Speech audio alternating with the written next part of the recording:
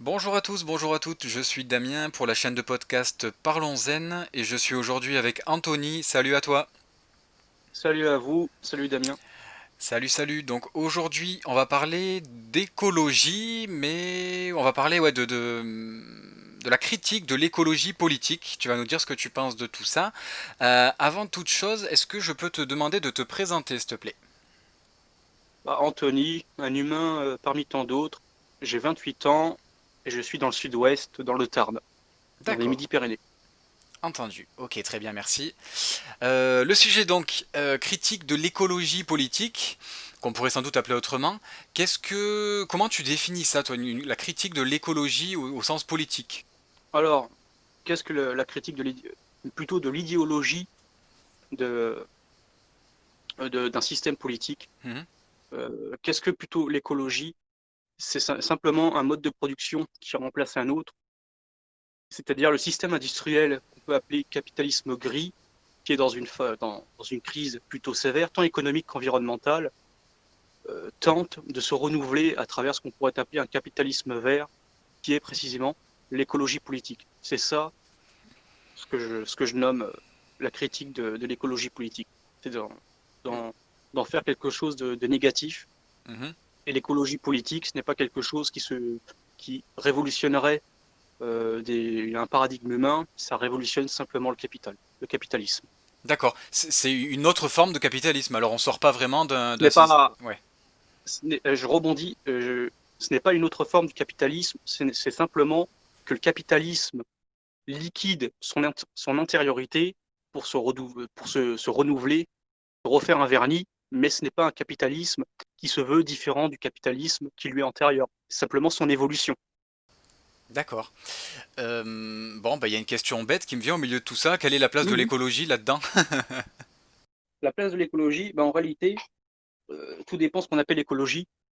Moi, si tu veux, je suis dans un mental naturaliste. L'écologie, je la connais pas parce que l'écologie, ça appelle, ça renvoie à l'éco, l'ékia en grec, qui, qui ont la même étymologie, donc économie, écologie, Mhm. qui sont des modes de gestion.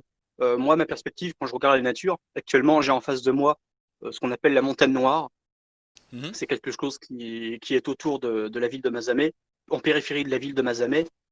Quand je la regarde, je ne vois pas quelque chose à gérer. Pour moi, ce n'est pas une chose. À partir du moment où on va vouloir gérer la nature, on va faire de la nature une chosification. Ça, c'est hors de mon esprit. Et l'écologie, précisément, c'est quand on regarde la nature, c'est comment on va la gérer et comment on va encore plus la chosifier. C'est-à-dire, avant ça, le capitalisme gris, à la rigueur, il est beaucoup moins hypocrite que le capitalisme vert, parce que le capitalisme gris ne ment pas dans la façon dont il gère la nature. Mais par l'éveil de conscience, l'éveil de conscience, c'est-à-dire les êtres humains, malgré qu'ils soient aliénés au quotidien par notre mode de fonctionnement actuel, c'est-à-dire l'industrialisme, se rendent bien compte qu'il y a un pourrissement des sols. Je suis pas paysan, mais vers chez moi, il y a des champs, et je me rends bien compte que ce n'est plus le paysan ne laboure plus, il émiette. Mhm. Même l'eau, il ne fait rien. Il doit constamment user de fertilisants pour que la terre puisse produire. Bon, même si j'y connais rien en écologie, même si je n'y connais rien dans la nature, tout ça, je me rends compte qu'il y a un problème. Le Mhm. capital se rend compte que les gens se rendent compte qu'il y a un problème. Donc, de facto, il doit opérer quelque part une nouvelle manœuvre qui est euh, un renouvellement d'abord pour sa survie, mais un renouvellement, c'est-à-dire pour calmer la masse de gens qui se rendent compte qu'il y a des problèmes. Donc, on passe à un mode de fonctionnement écologique. Donc, voilà. D'accord. Mais si je comprends bien, ça veut dire que le système, si j'ose dire, qui est en train de brancher la moitié, si ce n'est toute la population, à l'écologie au sens où on l'entend quand on regarde Oui. TF1, enfin pour ceux qui regardent encore ça, euh, si je te comprends bien, ça ne dirige pas forcément les gens dans une bonne direction. Alors c'est quoi? C'est de l'écologie marchande? Bon, c'est un non-sens, mais on se comprend. Bah, quel que soit le système, justement, tu as très bien dit le mot, quel que soit le système, à partir du moment que c'est rattaché à l'idée de marchandisation, parce que l'écologie, c'est de la marchandisation, comment on va mieux gérer les stocks, ce n'est simplement que ça, gérer les stocks de façon beaucoup plus responsable, mais de façon à ce que le stock puisse perdurer, c'est-à-dire le capitalisme gris se rend compte qu'il est trop dévorant, donc il va falloir se freiner. Qu'est-ce qui s'impose? Un renouvellement des modes de politique pour, pour éviter qu'il y ait une accélération de bouffer les ressources. Et là entre en jeu ce qu'on pourrait appeler tout simplement même l'écologie. Parce que l'écologie en dehors de la politique, je sais pas c'est quoi, par exemple. L'écologie, ça se rattache de facto à l'idée de la politique et de la gestion, et donc de l'économie et de la marchandisation, parce que tout ce qui est de l'ordre de l'économie, on appelle de façon systématique à poser une richesse sur quelque chose qu'on va chosifier et en faire une chosification, c'est-à-dire quelque chose qui va à laquelle on va donner une valeur et donc on va marchandiser. Mhm. D'accord, je vois. C'est intéressant quand tu fais le lien entre l'écologie et la politique. Ouais, oui, en fait, l'écologie est intrinsèquement liée à la politique, si je comprends bien, selon toi. Totalement. Et d'accord, c'est ce que j'ai ressenti là au niveau des résultats des dernières élections, qui m'ont Mhm. surpris qu'à moitié finalement. Euh, Moi non. Toi non, pas spécialement, non? Non, non, moi non plus, je suis d'accord avec toi. Ah oui, oui, oui, toi non plus, pardon. C'est évident même. Oui, et c'est vrai qu'il y a eu un constat assez curieux, c'est que ah, enfin, c'est curieux, oui, c'est assez remarquable. Il y a des villes apparemment qui sont devenues des villes écolos. Alors je savais pas que ça existait une ville avec des gens qui ont voté pour les écolos. Et à côté de ça, apparemment beaucoup de petites villes, de provinces et de villages. Je vais pas détailler, mais notamment des villages dans lesquels j'ai Oui, vécu. J'ai pu voir un peu les résultats. Et c'était des gens qui étaient justement assez tournés vers l'écologie en général, mais bizarrement ou pas, ben, personne n'a oui. voté écolo là-bas. En fait, ça donne l'impression que les gens qui sont déjà écolos n'ont pas besoin de voter pour les écolos. Et c'est encore plus vrai à la Mhm. campagne. Bah, bien sûr, Bon, en tout cas, c'est un totalement, constat parce que que j'ai fait. C'est un constat que j'ai fait, en tout cas. c'est même pas un constat narcissique que tu as fait, c'est un constat global, c'est-à-dire tous ceux qui vivent dans la nature vont pas voter écologiste parce qu'il n'y a pas de nécessité dans leur vie à ce qu'il y ait un système écologique, puisqu'ils vivent de facto dans un système qui se veut déjà, selon la campagne, évidemment, selon le coin, qui se veut de toute façon beaucoup plus naturel que la ville, et la ville étant simplement un poumon économique. Tu ne trouveras pas d'autre existence à la ville que l'économie. Mais qu'est-ce qui se passe pour ces populations des villes qui ne sont que le reflet de l'économie, c'est-à-dire il commence à y avoir une angoisse, il se rend compte qu'il fait de plus en plus chaud, la pollution, etc. Sans parler que depuis des décennies, on n'arrête pas de leur marteler la tête. Attention, dans 20 ans, c'est la fin du monde. Dans 20 ans, c'est la fin du monde. Oui, Dans 20 ans, c'est la fin du monde. Donc, de facto, à un moment ou à un autre, on vote écologie. Mais ce qui sera, de toute façon, c'est l'évidence même. Qu'est-ce qui va se passer? C'est, hormis le triage des déchets qui sera un peu plus vert, hormis qu'il y aura un peu moins de déchets, hormis qu'il y aura un peu plus de fleurissement dans ces villes, le système de ces populations ne changera pas d'un iota. Tout restera autour de l'argent et de la marchandisation. oui. Oui, alors je vais me permettre de parler un petit peu pour donner un exemple parce que c'est vrai que je n'y ai pas pensé avant l'interview mais j'y pense maintenant et c'est très intéressant.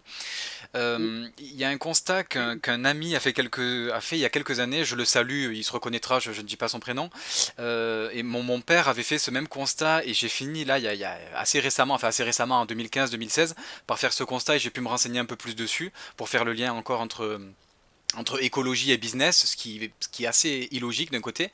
Par rapport au tri des déchets, tu as parlé du tri des déchets. Et en fait, un ami, il y a plusieurs années de ça, avait découvert que le camion qui venait chercher les déchets, donc je sais même plus ce que c'est, je crois que c'est carton, verre et papier. Le camion mettait tout dans la même benne alors qu'on avait trié comme des cons. Et en fait, donc, mon ami à l'époque, ça date, hein, je crois que c'était en 2011, 12, c'était il y a vraiment longtemps. Hein. Il était allé voir le gars, il lui avait dit, mais attendez, pourquoi est-ce qu'on fait le tri si vous foutez tout dans le même camion? Et en fait, il disait, ben c'est ça, le gars à l'époque lui avait dit, moi je le croyais pas, hein, pour être tout à fait honnête, je ne l'ai pas cru, et j'ai pu constater entre-temps que malheureusement c'était vrai. Le gars lui a dit, bah écoute, en fait, c'est parce que là, personne n'a voulu acheter ces déchets pour les recycler et pour les revendre. Donc là, on a personne qui les achète, là, au niveau de la communauté de communes ou je ne sais quoi. Donc, ben, on va tout brûler ou tout enterrer comme le reste, quoi, comme les déchets ménagers, voilà. Il lui a dit ça le plus naturellement du monde, hein, le gars avec son camion, il s'en fout, quoi.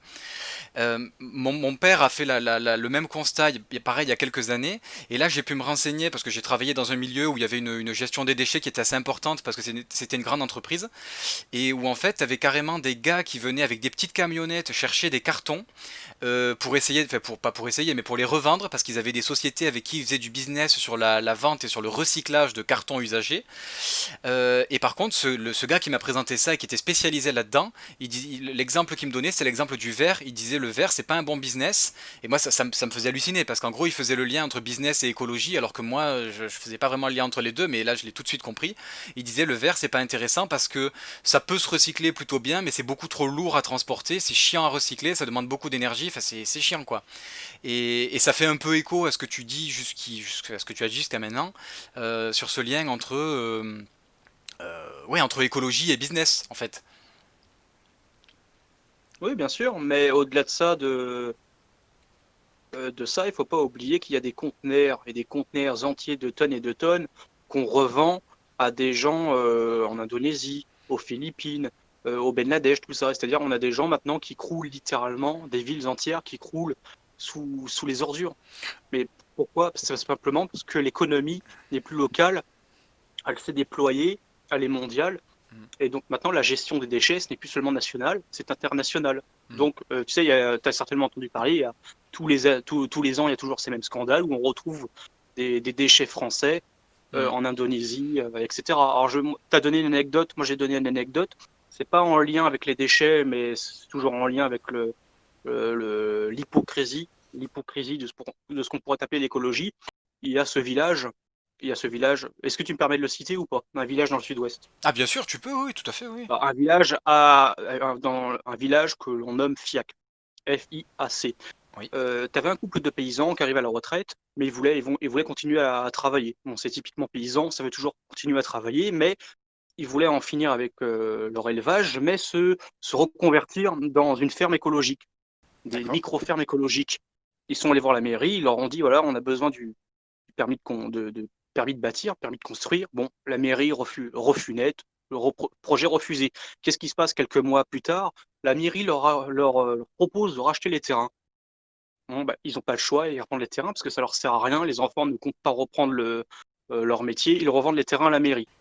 Qu'est-ce qui se passe? La mairie revend les terrains des promoteurs, c'est devenu des quartiers pavillonnaires. Ah c'est Donc, ça ou là. du moins, c'est en construction. Je me suis pas tenu au courant, mais en tout cas, voilà, il y a tout un tas de petites mafias Oui. et c'est ça, quoi. Voilà. Oui. Alors, ça donne l'impression qu'au final, l'écologie, d'après ce que l'on dit, même pas ce que tu dis, mais ce que j'ai pu constater aussi, Mhm. que au final, on va plus parler, même si on n'en parle pas ouvertement, bien évidemment, mais du business qu'on va pouvoir faire autour que de réellement protéger la planète, si j'ose dire, ou sauver l'humanité, Bien ça sûr, dépend comment on le voit. Euh, alors, je vais me faire l'avocat du diable quand même malgré tout. Je crois qu'il bien y a quand sûr. même des écolos qui défendent des concepts ou des idées de zéro déchet par exemple. Et Oui. je sais pas ce que t'en penses, mais est-ce que c'est pas louable ça quand même? Zéro déchet, on parlait de déchets justement tout à l'heure. Est-ce que c'est pas déjà un premier pas? Non, parce que ça reste de la sincérité militante, mais au sommet de la pyramide, c'est une toute autre sincérité. D'accord, si demain on est à zéro déchet, d'accord, mais ça ne change quoi à nos vies? Pourquoi ne pas proposer plutôt de revenir à des modes de production locale? Devant chez moi, j'ai des terrains en friche, et à cause des impôts, etc., le paysan ne peut pas travailler ses terres, il n'a pas les sous, etc., ou sinon il doit encore se surendetter. Pourquoi ne pas proposer, si on va dans la politique, pourquoi ne pas proposer quelque chose qui est en dehors de l'économie, simplement d'inciter les gens à produire localement, c'est-à-dire de mettre la main à la pâte. Et là, Ouais. de facto, il n'y a même plus de production marchande, et en plus de ça, tu n'as même pas l'idée de comment on va se démerder pour produire des emballages Hmm. qui voilà, tu m'as tout à fait compris. Oui, oui, oui, bien sûr, bah oui, évidemment. Mais la sincérité militante, c'est bien beau, mais ça fait 50 ans qu'il y en a de la sincérité militante. Il peut y avoir des petites ZAD à droite à gauche, mais ça reste des petits îlots, des petites îles d'espoir Hmm. qui sont coupés en plus de la réalité, puisqu'ils font l'impasse avec ce qui se passe autour d'eux. J'ai déjà été dans des ZAD. Oui, c'est très bien, ça dure 5 ans, et généralement, arrivé à 35 ans, ces gens-là retournent dans la vie.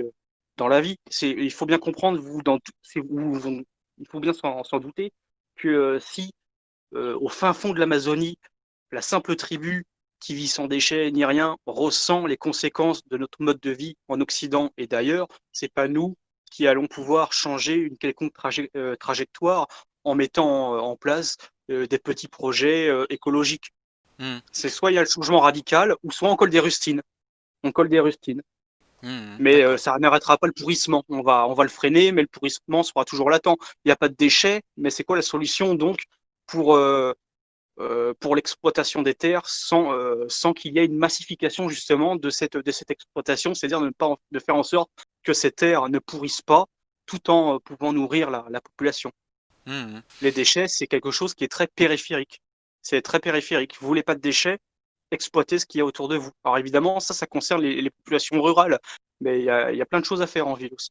Oui, sans mauvais jeu de mots, la gestion des déchets, ça serait un peu l'arbre qui cache la forêt, quoi. On parle d'un point, alors qu'en réalité, ça représente peut-être peu C'est par un, rapport à la masse, quoi.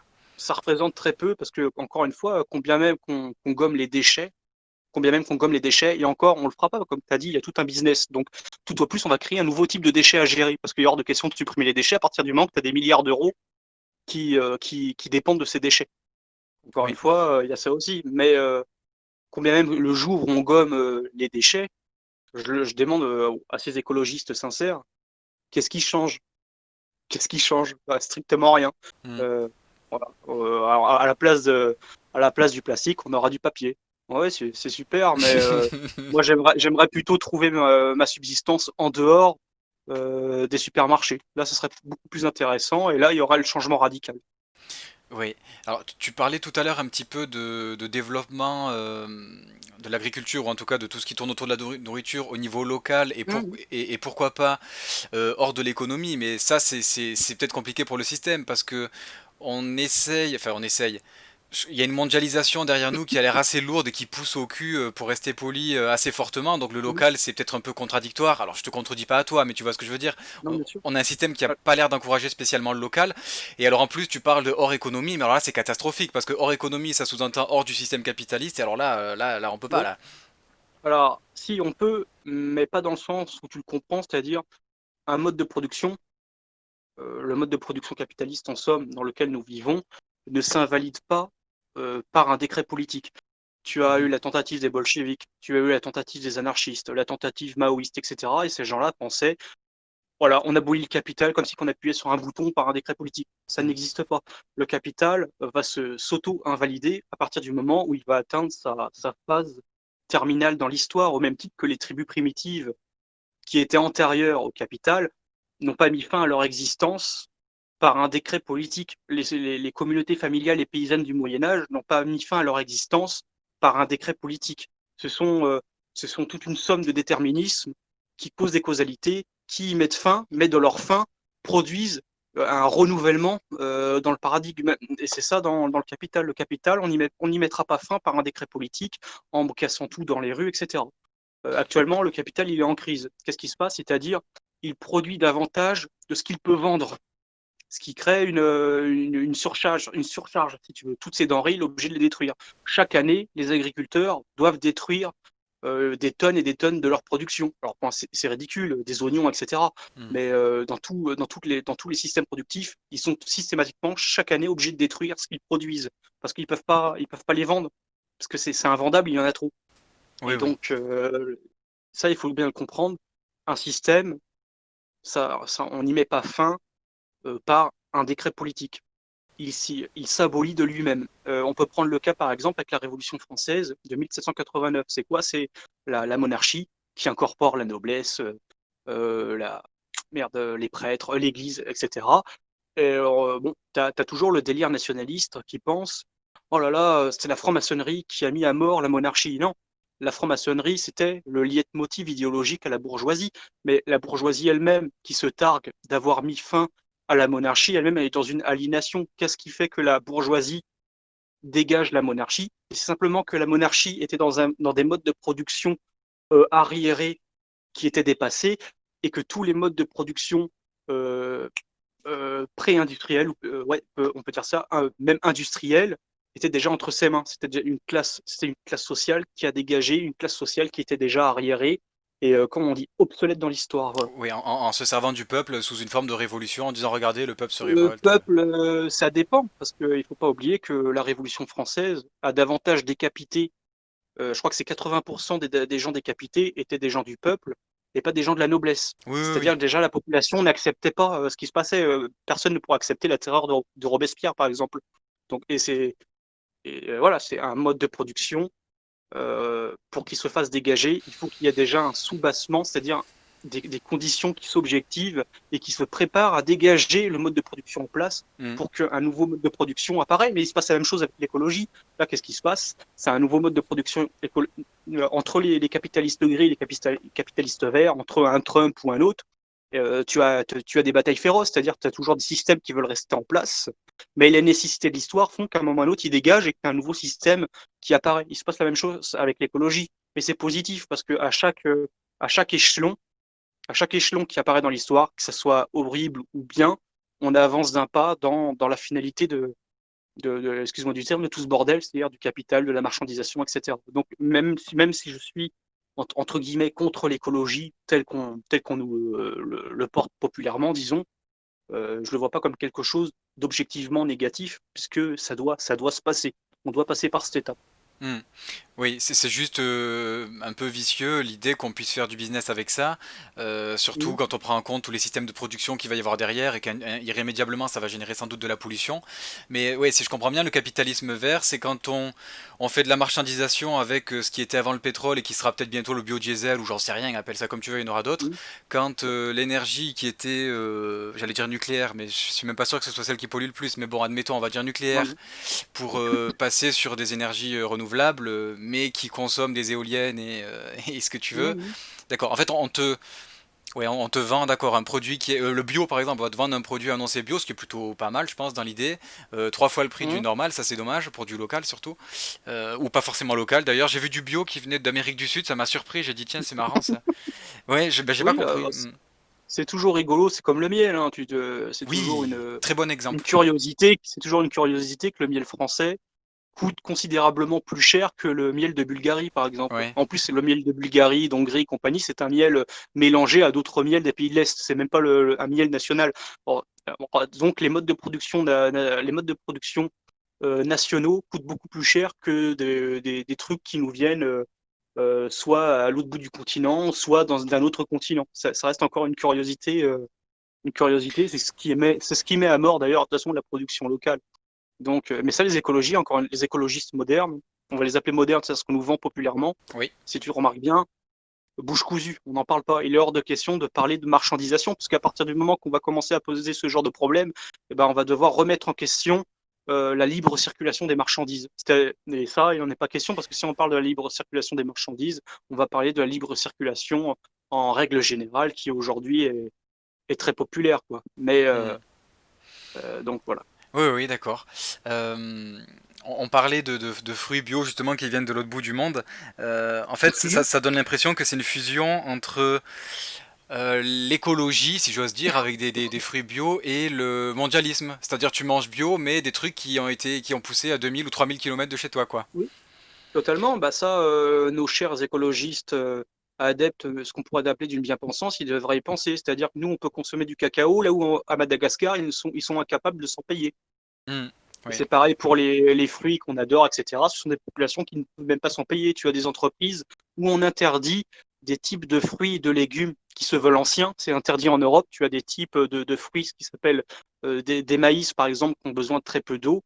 On interdit aux agriculteurs de les cultiver. Il se passe la même chose en Amérique du Sud, en Afrique, en Asie, etc. C'est-à-dire les entreprises qui commencent à prendre racine là-bas. Il se passe la même chose de ce qui s'est passé avec nous au début du XXe siècle. C'est-à-dire on leur impose on leur a posé des choses, c'est-à-dire que je perds mes mots, que là-bas, les populations, on leur a interdit Ouais, de de faire consommer pousser ce telle qui... sorte de, Ah, oui, d'accord, oui. Hmm. voilà, non pas de consommer, parce que évidemment, aussi, parce que c'est on t'interdit de produire tel type de légumes, Oui. tu peux pas le consommer. Mais c'est ce qu'on, je cherche le mot de l'appropriation. C'est l'appropriation des terres, mais de Hmm. ce qui pousse sur ces terres-là, et on leur donne une étiquette, appartient à telle société, interdit de faire pousser, machin. Je conseille aux gens de s'intéresser de l'interdiction des légumes et des fruits anciens, euh, qui sont qui sont même beaucoup plus productifs pour nous autres, quoi. Tu as des types de tomates des types de semences de tomates qui commencent à être retrouvées, mais on se rend compte que ce sont des tomates qui ont besoin très peu d'eau, puisque leurs racines sont très solides et vont assez bien en profondeur Oui, dans la terre. et ils sont parfois plus Tu dois sûrement connaître résistants. Ouais, Jérôme Bourdon et compagnie. oui, c'est ça. Et parfois, ils sont même plus résistants aux C'est maladies que les plants qu'on nous vend. Enfin, c'est un peu curieux, mais totalement. bon. Hmm. Bah non, c'est tout un business. Bien C'est-à-dire, sûr. les paysans avant, ça encore, c'est lié au business de l'irrigation. On est venu voir les paysans, on leur a dit voilà, on a des variétés qui sont totalement beaucoup plus résistantes, beaucoup plus productives, modifiées, machin. Alors le paysan, évidemment, il va dire ah bah oui, pas de problème. Hop, signage de contrat, surendettement, etc. Oh, problème, c'est que ce type de blé, de maïs, de ce que tu veux, a besoin de beaucoup plus d'eau que les anciennes variétés. Qu'est-ce qui se passe? Donc tout un business de l'irrigation, du matos, déviation des barrages, déviation des ruisseaux, Oui, etc. Il y a un magnifique documentaire que je conseille de voir aux gens, c'est Adieu paysans, qui est ce qu'on appelle le réaménagement de la campagne, qui s'est oui, opéré sous De Gaulle en 1947. Et vous allez voir de magnifiques images, vraiment de magnifiques images, où on voit des villages entiers, vieille église, tout ce que tu veux, avec l'exode des gens avec leurs ballots sur le dos parce qu'on les force à partir, où on les dynamite pour construire des barrages. C'est sous vidéo, le France 3, Adieu paysans, et on voit des villages dynamités au nom du réaménagement de cette campagne parce que c'était le grand, si j'ose dire, le grand bond en avant français. Et voilà, quoi, et il faut bien comprendre que la paysannerie telle qu'on la voit aujourd'hui, surtout en Picardie, Seine-et-Marne, c'est-à-dire en Île-de-France et un peu plus au nord, etc., ce n'est pas la paysannerie, ou du moins ce n'est pas le paysage paysan qu'on aurait rencontré il y a 200 ans. Ça a totalement été modifié. Donc voilà, oui, la répartition des terres, etc., était totalement différente. à tel point qu'on les appelle même plus paysans, mais agriculteurs ou exploitants agricoles, ça Euh, veut dire ce que ça veut dire, hein, mais bon. Exactement, bah d'ailleurs, c'est très intéressant parce que le terme paysan, c'est limite méprisant maintenant. Oui, alors que ça devrait être l'inverse. Bon, après, chacun le voit comme il veut, mais Bien sûr. bon, mais oui. Oui, ce que j'avais vu à ce sujet, pour continuer là-dessus, c'était par rapport aux engrais. En fait, t'avais des industries qui vendaient j'en sais rien, des plants, des graines, ce que tu veux, qui ont besoin, pourquoi pas, de plus d'eau. Donc déjà ça, le paysan, ça l'emmerde, mais bon, c'est toujours pareil, il faut passer à la caisse à un moment donné. Et en fait, Oui, t'as certaines variétés de légumes ou de céréales qui développent des maladies que les variétés anciennes ne développaient pas. Et en oui, fait, pour ces maladies, les mêmes sociétés qui t'ont vendu les graines au départ, ben, il n'y a pas de problème, elles te vendent les engrais qui vont avec. oui, bah, bien Donc sûr. c'est pas de souci. Et Et j'en avais vu d'autres, mais qui étaient vraiment pas, enfin pas drôles. Sur le coup, c'est vraiment ignoble, quoi. T'as envie de chialer quand tu vois ça. C'était oui, pour des raisons, bon, écolo encore une fois. Alors bon, j'ai rien contre les écolos, mais c'est vrai que là, ça fait un peu mal quand même. Quand ils obligeaient oui, en France à construire, oui, à faire construire aux agriculteurs justement des entrepôts immenses pour stocker, machin, le matériel, répondre à des normes européennes de ci, de là. Mais c'est des entrepôts que les paysans doivent payer, parce qu'en général, bah oui, c'est pas gratuit, il faut bien le payer ce truc-là. Et dans certains cas, c'est carrément la construction de ces entrepôts qui a ruiné les paysans. Et on les voit ensuite vendre aux enchères pour une poignée de pain ces entrepôts qui les ont mis sur la paille. En fait. Alors qu'ils avaient des systèmes qui marchaient très bien avant sans avoir besoin de ces entrepôts à la con qu'on leur a obligé à le construire. Bon, c'est pas forcément en rapport avec l'écologie, mais bon. non, mais tout à fait. Mais ce qu'il faut bien comprendre, c'est qu'encore une fois, ce qui s'est passé dans la mise à mort de l'ancienne paysannerie, c'est rattaché à l'évolution du capital. C'est-à-dire, le capital était dans une phase de modernité. Qu'est-ce qu'il fallait faire? C'est qu'il fallait mettre à mort la phase qui lui était antérieure. C'est-à-dire la paysannerie par exemple, qu'on idéalise il y a 300 ans, c'est pas la paysannerie il y a Tout à 1000 fait, ans, oui. par Oui, oui, exemple. oui. Ce Mhm. sont systématiquement des mises à mort. C'est pas des mises à mort par décret politique, ce sont des évolutions progressives. Donc, donc voilà, c'est comme, si tu veux, c'est comme la propriété privée.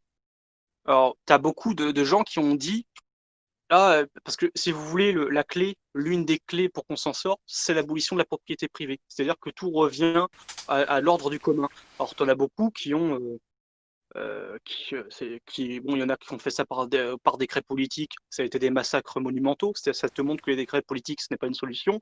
Mais il y en a d'autres qui ont dit que c'était une fantasmagorie. Qu'est-ce qui se passe aujourd'hui? Qui pourrait demain, dans 20 ans, dans 50 ans, se targuer qu'il pourra faire un crédit à la banque de 200 000 euros pour s'acheter une propriété? C'est-à-dire, là, techniquement, la propriété est déjà abolie dans l'histoire.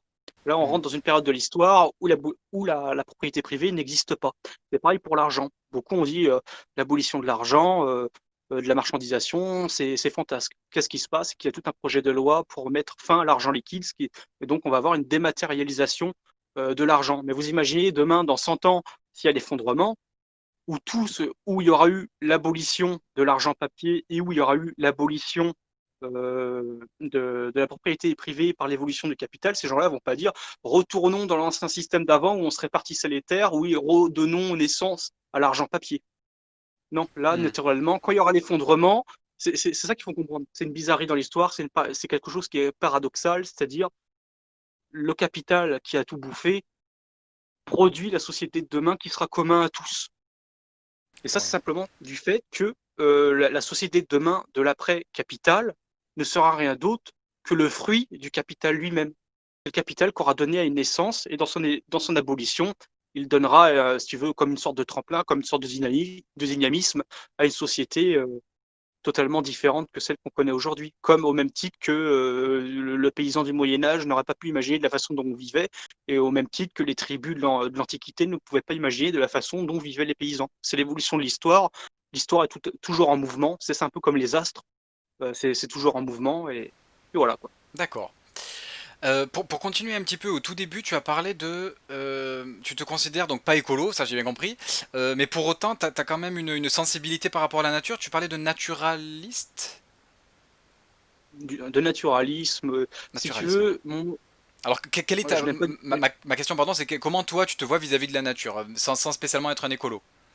Alors, je me vois, si tu veux, dans mon état d'esprit. Alors ça, c'est un coup de force pour l'esprit, parce que on est dans le monde de l'aliénation, dans le monde du séparé, où tout le monde segmente tout, tout est segmenté. Et ça, c'est plutôt une discipline, une méthodologie. C'est-à-dire, je ne fais pas de différence entre moi et la nature. Jusqu'à preuve du présent, ouais, dans toute la sphère de l'animalité, l'être humain, c'est le seul qui puisse penser sur le monde et sur soi. Les autres Mhm. n'y arrivent pas. Mais ça ne fait pas de moi quelque chose qui est séparé de la nature. Jusqu'à preuve du présent, la gravité fait que je reste sur Terre et je peux pas m'en détacher. D'accord, ouais. Donc, c'est à partir du moment qu'on a compris ça, on se rend compte qu'il n'y a pas de séparation entre moi et la nature. Je suis dans la nature, je suis de la nature, je suis né d'elle, je suis né de la Terre. Radicalement, on peut dire que l'humanité de tout ce qui existe est née de la Terre, mais ce qui fait que je ne suis pas tellement différent de l'arbre, si tu veux. Ce qui ne veut pas dire que j'humanise l'arbre. Je ne suis pas partir dans un délirium, mais je suis dans cette même matérialité. Toi, actuellement, là, la nuit commence à tomber, je vois des chauves-souris tourner à droite à gauche. Je suis de la même matérialité que ces chauves-souris, que cet arbre, que la pierre, etc. C'est ça. Alors j'utilise par voie palliative pour discuter, de dire que je suis dans une vision naturaliste de l'histoire. Mais voilà, je pense que j'ai une bonne définition, je crois. Ouais, d'accord, ok. Bah c'est oui, c'est intéressant. Pour répondre, oui, c'est vrai qu'on se met peut-être soi-même ou on met les autres assez facilement dans des cases. Donc c'est vrai que si tu as une réponse qui sort un peu des circuits courants, si j'ose dire, ça peut paraître un peu Hum. compliqué parce que du coup c'est compliqué. On va se dire mais attends, Anthony, il est dans telle case ou telle case là, du coup on comprend Alors, pas. alors, alors, pour que les gens comprennent, je m'appuie essentiellement sur Marx, sur Karl Marx. J'ai découvert Karl Marx il y a 4 ans. Ah, il y a 3-4 ans, j'étais dans une vision très religieuse de l'histoire. J'ai découvert cet homme-là, ce qui ne veut pas dire que ça fait de moi un bolchevique, tout ça, hein. Excusez-moi du terme, toute la merde marxiste, maoïste, léniniste, Staline, Trotsky, ça on l'évacue, ça ne nous intéresse pas. Je m'intéresse au travail de Marx, et Marx, il a expliqué quelque chose, c'est que ou c'est Engels, bon, les deux c'est pareil, on va dire, c'est que les êtres humains qui sont dans une matérialité constante et présente sont dans ce qu'on appelle une naturalité achevée.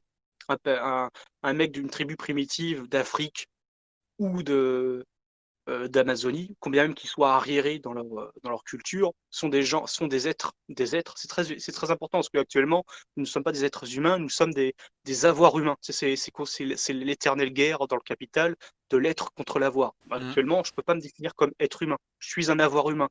Si je veux avoir de la nourriture, je suis obligé de payer. Ouais, Je suis obligé de payer, mais je suis obligé de me vendre moi-même pour acquérir cette nourriture. Alors, on est c'est- dans l'anti-naturalité achevée. Mais il viendra un moment dans l'histoire où on retrouvera cette naturalité achevée. Ça ne veut pas dire qu'on va retourner à l'âge de pierre. La technique, l'évolution de la technique, c'est comme l'histoire, c'est une autonomie dans l'histoire. On va continuer à la faire évoluer, etc. Bon, malheureusement, la technologie euh, actuelle, elle est dans le sens de la productivité. Il faut toujours aller de plus en plus vite, d'aller de plus en plus haut pour écourter les distances qu'il y a entre les continents, etc. Bon, bref, c'est la libre circulation de la marchandise. Les êtres humains sont des avoirs, sont des marchandises. Donc voilà, il faut bien avoir conscience. C'est une méthodologie dans l'histoire et ça, il faut y travailler. Moi, ce que je peux, j'essaie de retrouver les mots parce que je suis allé un peu long là. Ce que je peux conseiller, c'est de lire l'idéologie allemande de Marx. De Marx et Engels. Ce sont ces textes les plus clairs, les plus simples, les moins, on va dire entre guillemets, les moins doctrinales, c'est-à-dire qu'ils se rapprocheront le moins au communisme, on va dire au sens doctrinal du terme, au moins politique du terme, pour que les gens puissent un peu comprendre là où je me situe. D'accord. Bah écoute, Je suis allé un peu loin, non, non, excuse-moi. non, non, non, non, non, mais c'est très intéressant. Non, non, carrément. Bah, de toute façon, c'est. Ouais, c'est intéressant. Des fois, il faut creuser loin pour essayer d'avoir des réponses à des sujets Bien qui sûr. paraissent simples au premier abord. Et j'ai l'impression que d'une certaine manière, c'est ça qui perd tout le monde et c'est malheureux. C'est que des fois, pour trouver la clé des coffres simples, il faut s'enfoncer en profondeur et il y a déjà plus personne qui arrive à suivre à ce moment-là. Bah, Mais si tu veux, j'ai bien compris. je rebondis, si tu veux, il n'y a pas de complexité. Tout est complexe à partir du moment où on segmente les choses. D'un côté l'écologie, d'un côté la politique, d'un côté l'économie, tout ça, etc. Alors, ça veut rien dire puisque tout est lié à l'économie. L'histoire, c'est quelque chose qui est homogène, c'est pas hétérogène. Hmm. Alors oui, dans d'autres continents, il y a des phases, ils sont encore dans des phases arriérées dans l'histoire, mais dans l'évolution de l'histoire, ils sont destinés à atteindre le stade de civilisation, et c'est-à-dire, en effet, on est dans une forme de mondialisation actuellement. C'est vrai, mais la fin du capital, et là c'est un peu pour donner un petit coup aux nationalistes qui ne comprennent pas c'est quoi le retour au localisme, après le capital, on ne va pas retourner à des modes de fonction nationalistes, puisque la technique aura mis lieu aux modes de communication moderne, aux modes de locomotion moderne, etc. C'est-à-dire aujourd'hui, je peux tout à fait communiquer avec un Chinois, alors que tu vois ce que je veux dire, je peux Oui, oui, communiquer avec un mec des États-Unis, alors que techniquement, il fait jour chez lui. oui. Ça, c'est incroyable. Demain s'il y a une troisième guerre mondiale, ouais, on va dire, on va aller dans le fantasme, s'il y a une troisième guerre mondiale qui éclate, très peu de monde voudront aller se battre contre l'Allemagne, à part le soldat vraiment dans son aliénation politique de la nation, qui elle-même est mise à mort par la mondialisation, au même titre que la nation a mis à mort ce qu'on appelait le pays à l'époque, et Mhm. le pays a mis à mort ce qu'on appelle les tribus, les clans.